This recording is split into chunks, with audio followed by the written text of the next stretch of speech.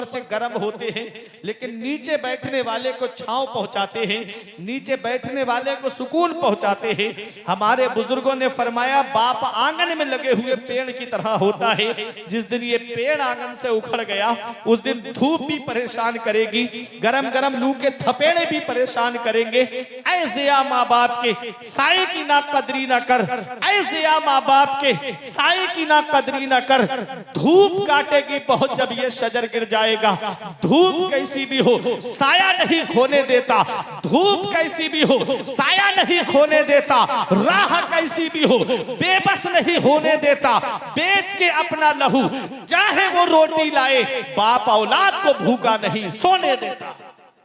बेच के अपना लहू चाहे वो रोटी लाए, बाप औलाद को भूखा नहीं सोने देता। बाप क्या है इसका पता तब चलता है जब ये साया हमारे सर से उड़ जाता है। बाप कुछ ना करे, बूढ़ा बाप है, सिर्फ चारपाई पर बैठा रहे, कुछ भी ना करे, सिर्फ घर में बैठा रहे। औलाद को सहारा है कि मेरी पीठ पर मेरे बाप का हाथ रखा हुआ है, औलाद को सपोर्ट है कि मेरे सर पर मेरे वालिद का हाथ रखा हुआ है। खानदान वाले भी मोहब्बत से बात करते हैं, रिश्तेदार भी मोहब्बत से बात करते हैं, पास पड़ोस के लोग भी मोहब्बत से बात करते हैं। और जिस दिन उसकी चारपाई घर से उड़ जाती है उस दिन कभी जमीन के बंटवारे के नाम पे लड़ाइयां शुरू, कभी घर के बंटवारे के नाम पे लड़ाइयां शुरू हो जाती है। ये बाप है जो बड़ी से बड़ी परेशानी अपने ऊपर ले लेता है, लेकिन अपनी औलाद तक परेशानी पहुंचने नहीं देता। आज वही बाप बूढ़ा हो जाता है, हम उसका बिस्तर घर से बाहर कर देते हैं। आज वही माँ बूढ़ी हो जाती है, हम उसकी चारपाई घर से बाहर कर देते हैं। हम कौन सा मुंह लेके अपने आका की बारगाह में जाएंगे, हम कौन सा चेहरा लेकर अपने आका की बारगाह में जाएंगे। पैगंबर इस्लाम इरशाद फरमाते हैं जिससे उसके माँ बाप राजी उससे अल्लाह राजी, उसका रसूल राजी। और जिससे उसके माँ बाप नाराज उससे ना अल्लाह राजी ना उसका रसूल राजी। अरे घरों में रूठे हुए माँ बाप को मना लो। आज हम दुआ कराने के लिए फिर रहे हैं। मैं बरेली शरीफ से आया, हजरत हमारे लिए दुआ कर दो। हाफिज कासिम के पास जाके कहते हो इमाम साहब हमारे लिए दुआ कर दो।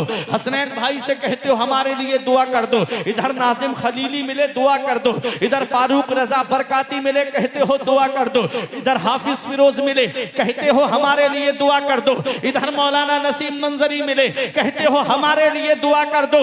हम दुआएं कराते फिर रहे हैं, हम दुआ लेते नहीं है। अरे इतनी जल्दी न किसी मौलाना की दुआ कबूल होगी, इतनी जल्दी न किसी पीर की दुआ कबूल होगी, इतनी जल्दी न किसी इमाम की दुआ कबूल होगी जितनी जल्दी औलाद के हक में उसके माँ बाप की दुआ कबूल होती है। नबी फरमाते हैं माँ बाप की दुआ औलाद के हक में ऐसे कबूल होती है जैसे नबियों की दुआ उम्मत के हक में कबूल होती है। जैसे नबियों की दुआ रद्द नहीं होती ऐसे ही माँ बाप की दुआएं रद्द नहीं होती है। मेरे सर से मेरी सारी मुसीबत टाल देती है, मेरी माँ मेरे दामन में दुआएं डाल देती है। परेशान हो अंधेरों से तो जाओ माँ के कदमों में, वो जब चाहे मुकद्दर में उजाले डाल देती है। और धूप कैसी भी हो साया नहीं खोने देता, राह कैसी भी हो बेबस नहीं होने देता। बेच के अपना लहू चाहे वो रोटी लाए, बाप औलाद को भूखा नहीं सोने देता। नारे तकबीर, नारे रिसालत, मसलके आला हजरत, फैजाने आला हजरत, फैजाने औलिया इकराम। माशाअल्लाह। ये माँ बाप की दुआ है जो बुलंद मकाम दे देती है। ये माँ बाप की दुआएं हैं। हजरत बायजीद बुस्तामी से पूछा आपको विलायत कैसे मिली? कहते हैं माँ की दुआ की वजह से। बोलो सुभान अल्लाह। कहा कैसे? कहा एक दिन सर्दी की रात थी, बहुत सख्त सर्दी थी। मेरी माँ मेरे हाथ पर सर रख के लेटी हुई थी। माँ ने कहा बेटा मुझे पानी चाहिए। कहा जब मैं पानी लेने के लिए घर में तलाश किया पानी नहीं मिला, मैं कुएं पे पानी लेने गया। इतनी रात में सर्दी थी बहुत ज्यादा। कहते जब मैं पानी लेकर के वापस आया, कहते जब मैं पानी लेकर वापस आया माँ सो गई आराम से। कहते हैं मैंने जगाना मुनासिब नहीं समझा, कहीं माँ की नींद में खलल न पड़ जाए। मैं खड़ा रहा पानी का बर्तन लेके सरहाने पूरी रात सर्दी में। कहते इतनी सर्दी पड़ रही थी कि पानी की बूंदें मेरे हाथ पर गिर गई। जब मैंने पानी की बूंद को हटाया तो मेरे हाथ की खाल छूट गई, इतनी सर्दी थी। कहते माँ तहज्जुद के लिए उठी। माँ ने पूछा बेटा कब से खड़े हो? कहा माँ जब से तुमने सरे शाम से पानी मांगा था तभी से खड़ा हूं। माँ की आंखें भीग गई, तड़पता है कोई बच्चा तो माँ का दिल तड़पता है, और जब माँ तड़पती है तो फिर जमजम निकलता है। माँ की आंखें भीग गई, मुसल्ला बिछाया, मेरे मौला मेरे बेटे बायजीद को विलायत में आला मकाम अता फरमा दे, मेरे बेटे को मौला तू अपना वली बना ले। बायजीद बुस्तामी कहते हैं कि अल्लाह ने मुझे माँ की दुआ की वजह से विलायत अता फरमा दी। ये माँ की दुआ है, अल्लाह बुलंद मकाम दे देता है, अल्लाह बुलंद रुतबा देता है। आपने हजरत उवैस करनी का नाम सुना होगा, जानते हो हजरत उवैस करनी को? शबे बारात में जिनका नाम से हलवा खाते हो आप, कौन है उवैस करनी? माँ बूढ़ी थी, माँ की खिदमत की वजह से पैगंबर इस्लाम का दीदार न कर सके, इसलिए आप ताबई हैं। कौन हजरत उवैस करनी है? अल्लाह अकबर। पैगंबर इस्लाम इरशाद फरमाते हैं कि उवैस को जन्नत के दरवाजे पर रोक दिया जाएगा, जन्नत के दरवाजे पे उवैस करनी को रोक दिया जाएगा कि उवैस तन्हा मत जाओ, मुस्तफा जाने रहमत की उम्मत के गुनाहगारों की शफाअत कराओ और उनको अपने साथ जन्नत में लेकर के जाओ। मकाम देखें, जन्नत के दरवाजे पर रोक दिया जाएगा उवैस करनी को। मेरे आका हजरत उमर फारूक आजम से फरमाते, उमर उवैस को तलाश करना, और जब उवैस तुम्हें मिल जाए तो उनसे जो है दुआ कराना अपने लिए। हजरत उमर फारूक आजम का जब दौरे खिलाफत आता है तो हज के मौके पे तमाम हाजी जमा थे। आपने फरमाया तमाम हाजी बू कुबैस पहाड़ी के नीचे जमा हो जाए। अब अमीरुल मोमिनीन का हुक्म था, हाजी ये सोच रहे थे कि आज सबको क्यों बुलाया अमीरुल मोमिनीन ने, पता नहीं क्या मामला है। जब सब जमा हो गए, हजरत उमर फारूक आजम आए और फरमाया सब लोग बैठ जाएं। सब बैठ गए। फरमाया वो खड़े हो जाएं जो यमन से आए हैं। अब यमन के हाजी परेशान के पता नहीं हमसे क्या हो गया कि अमीरुल मोमिनीन हमको खड़ा कर रहे हैं। लोग खड़े हो गए।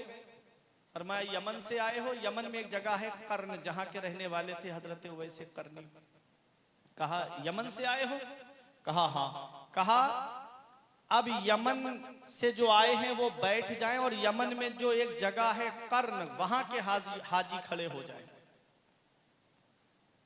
अब सब बैठ गए। एक बूढ़ा शख्स खड़ा होता है, कहा मैं कर्न में रहता हूं। हजरत उमर फारूक आजम अमीरुल मोमिनीन ने पूछा तुम कर्न में रहते हो, क्या उवैस बिन आमिर को जानते हो? क्या उवैस करनी को जानते हो? तो उस बूढ़े ने कहा कि हाँ मेरा एक भतीजा है, लेकिन वो तो पागल है, तो दीवाना है, आप उसके बारे में क्यों पूछेंगे? फरमाया मैं उसी के बारे में पूछ रहा हूं जिसे तू दीवाना कह रहा है। उसके मर्तबे को तू क्या जाने, उसकी शान को तू क्या जाने, उसके रुतबे को तू क्या जाने। पैगंबर इस्लाम इरशाद फरमाते अल्लाह के कुछ बंदे ऐसे हैं कि उनके बाल बिखरे हुए होते हैं, लिबास फटा हुआ होता है, परागंदा हाल मैले कुचैले हाल में होते हैं, और उनकी शान ये होती है लौ अक़समा अलल्लाहि ला अबर्राहु, अगर वो अल्लाह की कसम खा ले तो अल्लाह उनकी कसम को पूरा फरमा देता है। इससे अल्लाह के कुछ बंदे होते हैं। हजरत उवैस करनी का जब उसने नाम बताया तो आपने फरमाया मैं उन्हीं के बारे में पूछ रहा हूं जिसे तू दीवाना कह रहा है। अच्छा उनको दीवाना क्यों कहते थे ये? जब हजरत उवैस करनी निकलते थे तो बच्चे उनके पत्थर मारते थे, पागल कह कह के पुकारते थे।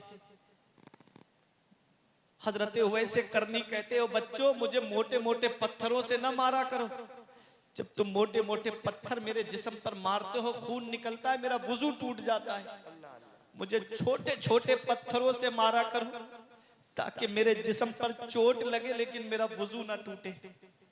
वो हजरत उवैस करनी कि जब आपका कपड़ा फट जाता था, लिबास फट जाता था, तो हजरत उवैस करनी किसी बजाज की दुकान पे नहीं जाते थे, कपड़े वाले की दुकान पे नहीं जाते थे, बल्कि कूड़ा करकट में जाते थे।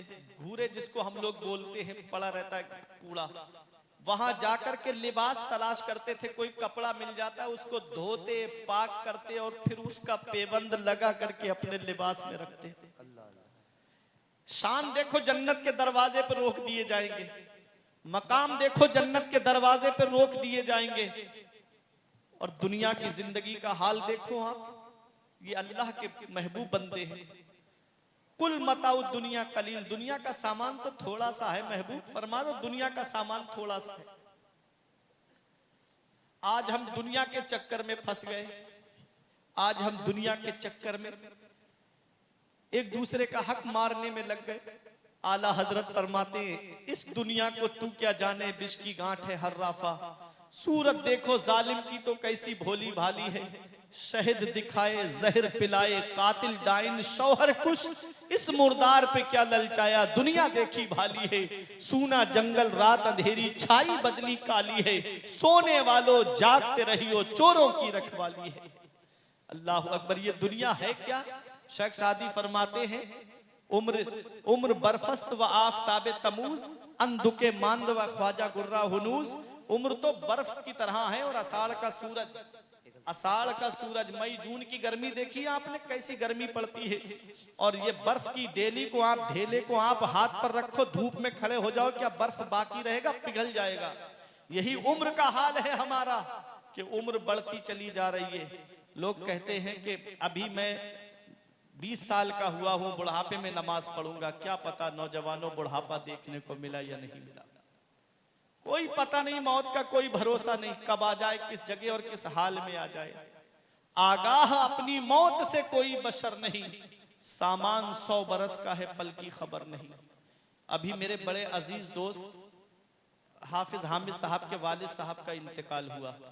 दुआ करो परवरदिगार आलम उनकी मगफिरत फरमाए, जन्नतुल फिरदौस में आला से आला मकाम अता फरमाए। बड़े अजीज दोस्त मेरे, 9:30 बजे उनसे मेरी बात हुई थी, बहुत कोई बात नहीं।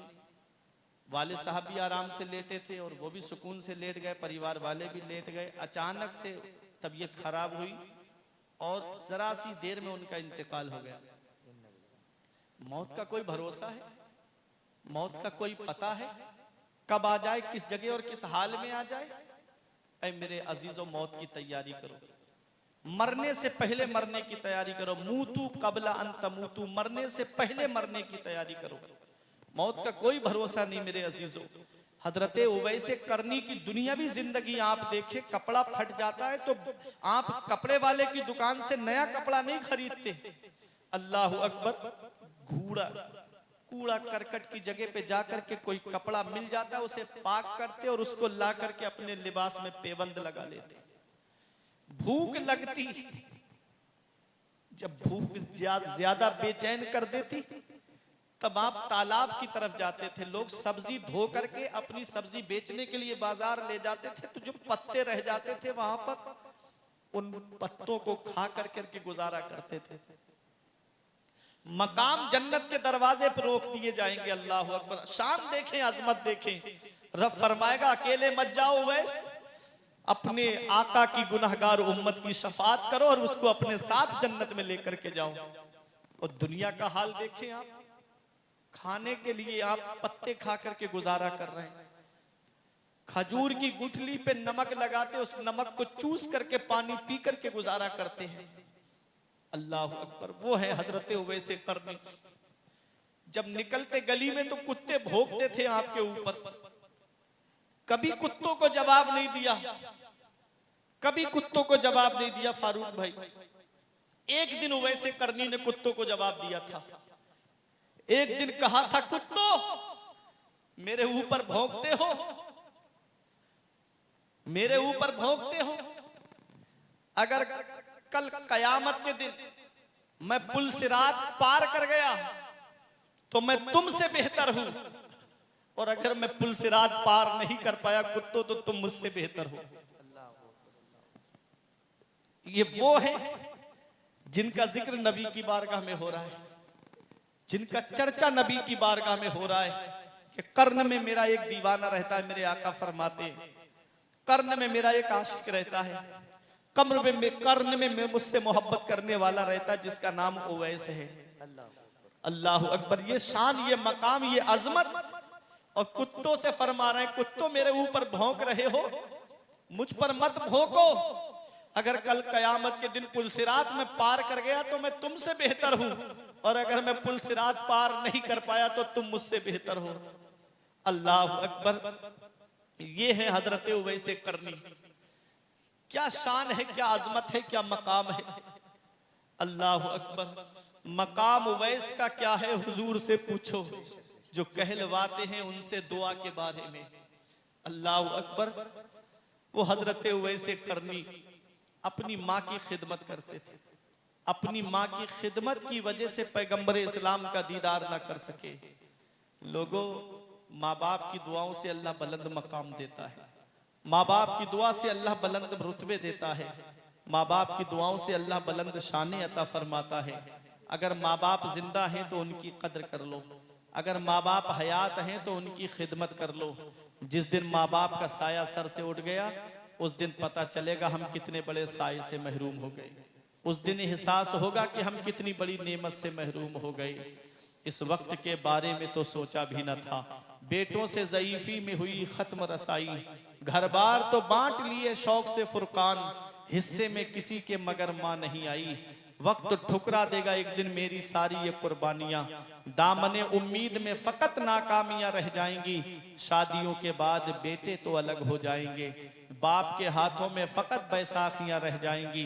बुढ़ापा क्या, जवानी क्या, ये बचपन बांट लेते हैं। न होकर दिल में गुंजाइश तो आंगन बांट लेते हैं। नहीं मंजूर हिस्से में किसी बेटे को अपनी माँ, मगर आपस में बूढ़ी माँ के कंगन बांट लेते हैं। मगर आपस में बूढ़ी माँ के कंगन बांट लेते हैं। आका के वसीले से कभी तो नमाज से औलाद माँ ने मांगी थी बंदा नवाज से।